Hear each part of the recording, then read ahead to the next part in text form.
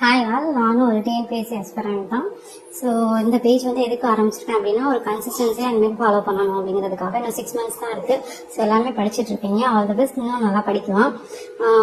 கொஞ்சம் நம்ம நிறைய டாபிக்ஸ் வந்து நம்ம படிப்போம். ஆனால் வந்து நமக்கு வந்து சில சமயம் வந்து ரிவைஸ் பண்ணும்போது கூட அது வந்து நமக்கு வந்து மறந்துடும், இல்லைன்னா கொஞ்சம் குழப்பமா இருக்கும். ஸோ அந்த மாதிரி எனக்கு என்னெல்லாம் வந்து குழப்பமா இருக்கோ, என்னெல்லாம் மறக்குதோ, ஸோ அதெல்லாம் வந்து நான் இதில் ஷேர் பண்ணுறேன் இந்த பேஜில். ஸோ எனக்கு மறக்கிறது உங்களுக்கு ஞாபகமாக இருந்தது அப்படின்னா நீங்கள் வந்து கமெண்ட் பண்ணுங்க. நான் ஷேர் பண்ற கொஸ்டின்ஸ்க்கு எல்லாமே.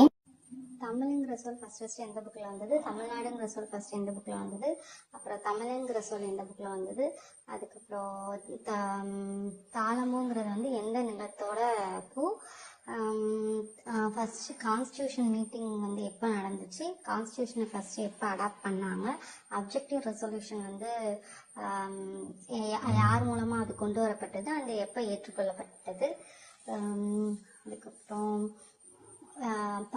பாலோடு வந்து கூலோடு பெயரும் அப்படிங்கிறது வந்து எந்த நூலில் இருக்குது, அதுக்கப்புறம் வந்து வினால வந்து அகவினா புறவினா அப்படின்னு சொல்லுவோம். ஸோ அகவினால வந்து என்னென்ன எழுத்துலாம் இருக்கும், புறவினால வந்து என்னென்ன எழுத்துலாம் இருக்கும், வினா எழுத்துக்கள் மொத்தம் வந்து எத்தனை இருக்கு, அதில் வந்து மொழி முதல்ல வர்றது வந்து என்ன வினா, என்ன எழுத்து, மொழி முதல்ல வரக்கூடிய வினா எழுத்து எந்த எழுத்து, அப்புறம் வந்து ஆயுத எழுத்துக்கு வேற என்னென்ன பேர்லாம் வந்து இருக்கு,